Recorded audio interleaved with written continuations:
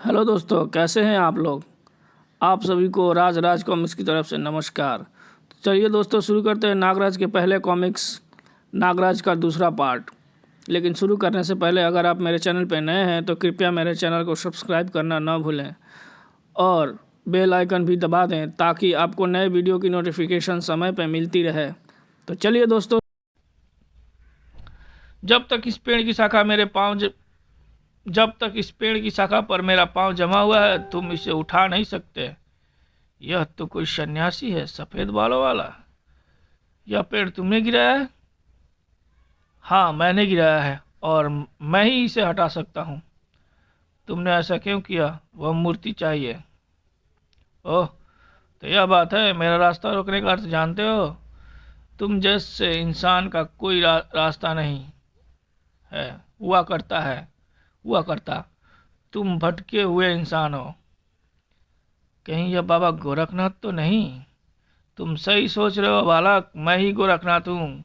यह मूर्ति वापस मंदिर में जाएगी। मैं तुम जैसे साधु संतों की हत्या नहीं करता, इसलिए बेहतर है कि इस पेड़ को हटा दो और मुझे जाने दो। लो, मैं तुम्हारी यह इच्छा भी पूरी कर देता हूँ। पेड़ हट गया। अब मूर्ति मेरे हवाले कर दो और फिर तुम जा सकते हो। यदि तुमने मेरा कहा ना माना तो मैं तुम्हें अपने साथ ले जाऊंगा और फिर तुम्हें दंड दिया जाएगा। देखता हूँ तुम मुझसे मूर्ति कैसे हासिल करते हो। मैं जा रहा हूँ।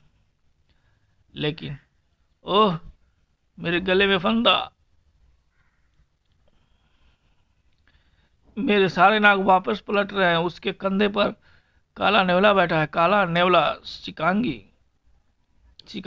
वह रस्सी तोड़कर फरार होना चाहता है।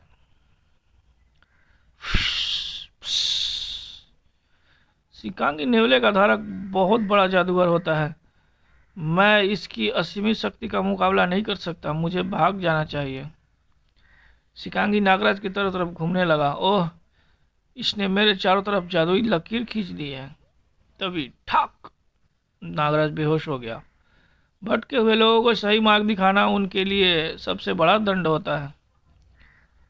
अगर यही इंसान अपनी शक्ति का प्रयोग मानवता की रक्षा के लिए करे तो लोग इसकी पूजा करेंगे। महात्मा गोरखनाथ ने वशीकरण विद्या द्वारा नागराज की दिमागी हालत जाननी शुरू कर दी है। नागराज, तुम नागमणि जैसे शैतान के गुलाम हो। उसने तुम्हें बनाया है। इसका मतलब तुम्हारी अपनी कोई स्वतंत्र हस्ती नहीं। सबसे पहले मुझे यह जानना होगा कि तुम्हारा निर्माण कैसे हुआ। तुम्हारे मस्तिष्क के चित्र अब मेरे मस्तिष्क में उजागर होंगे। नागमणि इच्छाधारी सांप पकड़ना चाहता था। वह सांपों का विशेषज्ञ था और सांप पकड़ने के लिए जंगलों में भ्रमण करता था। एक दिन जंगल में पहुंचा तो यहाँ तो किसी नाग देवता का पुराना मंदिर मालूम पड़ता है। नागमणि को किसी बच्चे की रोने की आवाज सुनाई दी। वह मंदिर में दाखिल हो गया। अरे बच्चा, वो कितना प्यारा बच्चा है। मैं इसे पालूंगा। एक नाग पुकारता हुआ उसके मार्ग में आ खड़ा हुआ। यह तो फिर जैसे ही नागमणि ने बच्चे को गोद में लिया, एक नाग पुकारता हुआ उसके मार्ग में आ खड़ा हुआ। यह तो इच्छाधारी नाग है। मेरी आंखें धोखा नहीं खा सकती। और तभी इच्छाधारी ने इंसानी रूप धर लिया। मेरे दर्शन बहुत मुश्किल से प्राप्त होते हैं। ये इंसान, तू जो भी है, गौर से मेरी बात सुन। एक लड़की मेरी पुजारिन थी। किसी ने उसके साथ अत्याचार किया और परिणाम स्वरूप यह बच्चा पैदा हुआ। मरने से पहले उसने इस बच्चे को मेरी शरण में छोड़ दिया। तब से यह बच्चा इसी जगह है। मुझे इस बच्चे के संरक्षक की जरूरत थी जो इसे पाल पोस कर जवान करे और इसे अपनी माँ के साथ हुए अत्याचार का बदला लेने के काबिल बना सके। मुझ पर विश्वास करो, मैं इसे वैसा ही बना दूंगा जैसा तुम चाहते हो। मैं इस बच्चे को पराक्रमी व बलवान बनाना चाहता हूँ। आज से 20 वर्ष बाद तुम इस जगह आना। मैं तुम्हें मृतावस्था में मिलूंगा। तुम मेरे कंठ से विष की थैली निकाल लेना और मेरे शरीर का भस्म बनाकर इस बच्चे को खिला देना। इसमें एक दिन मेरी जैसी योग्यता स्वतः पैदा हो जाएंगी। फिर वह सांप के रूप में परिवर्तित हो गया। परंतु याद रहे, मेरी भस्म बनाकर खिलाने से पहले इस बच्चे के 1000 जहरीले सांपों से डसवाना होगा। हल्के जहर से तुम इस पर प्रयोग करोगे और सबसे अंत में तुम मेरे कंठ से निकली जहर की थैली से इसके शरीर पर मालिश करोगे। थोड़ा सा जहर इसकी जिह्वा से स्पर्श कराओगे और तब यह नागराज बन जाएगा। सांपों की कोई भी नस्ल इसे पराजित नहीं कर सकेगी। ठीक है, मैं ऐसा ही करूँगा। और नागमणि ने उस बच्चे पर प्रयोग शुरू कर दिया। स्नेकमैन, यह मेरे जीवन का सबसे बड़ा आविष्कार होगा। जिस तरह राजा विषकन्या बनाते थे, मैं विष नर बनाऊंगा जिसके 1000 सांप गुलाब होंगे।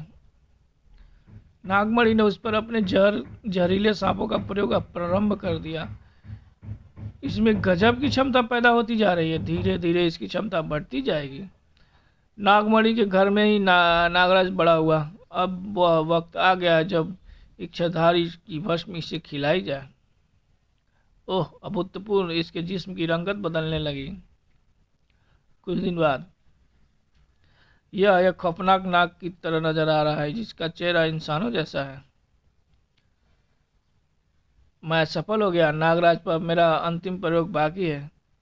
नागराज के जिस्म पर इच्छाधारी सांप के जहर की मालिश की गई, लेकिन मुझे इसके ब्रेन पर कंट्रोल रखना होगा। अब कुछ वर्षों बाद इसमें इच्छाधारी सांप के सब गुण आ जाएंगे। नागमणि ने नागराज के मस्तिष्क का ऑपरेशन करके उसमें एक कैप्सूल फिक्स कर दिया। अब इसकी अपनी कोई इच्छा नहीं होगी। जो मैं सोचूंगा वही इसकी सोच होगी। नागराज, तुम मेरे गुलाम हो, एक ऐसी मशीन जो मेरे लिए काम करेगी। हाँ आका, मैं आपका गुलाम हूँ। 1000 सांप तुम्हारे रक्त में अदृश्य हो चुके हैं। अब तुम उन्हें जगाओगे तो वह तुम्हारे हाथों से जिंदा होकर बाहर निकल आएंगे और एक दिन तुम में स्वतः अदृश्य होने की शक्ति उत्पन्न होगी। तब तुम इच्छाधारी सांप की संपूर्ण योग्यता प्राप्त कर लोगे। इस तरह गोरखनाथ ने नागराज की उत्पत्ति की पूरी कहानी जान ली। नागमणि इसे अपने स्वार्थ के लिए प्रयोग कर रहा है।